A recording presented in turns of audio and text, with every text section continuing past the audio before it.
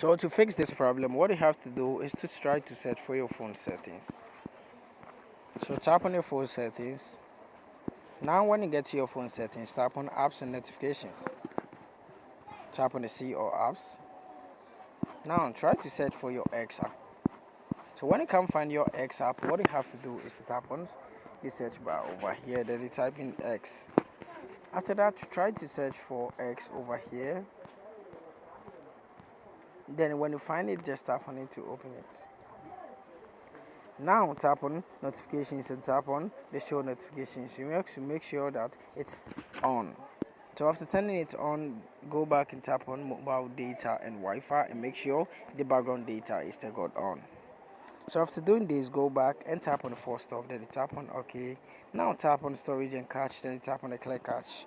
Go back and tap on permissions and make sure every permission is allowed over here. As you can see, my phone is allowed. So you have to allow every permission.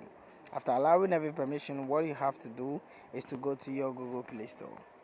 So what you have to do is to tap on your Google Play Store and try to open it.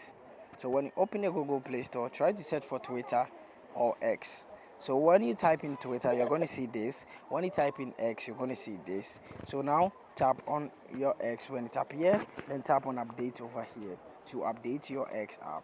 So after tapping on update, you're going to see it's going to load from 0 to 100. Then after that, it's going to reinstall on your device successfully. After reinstalling, this place is going to be open.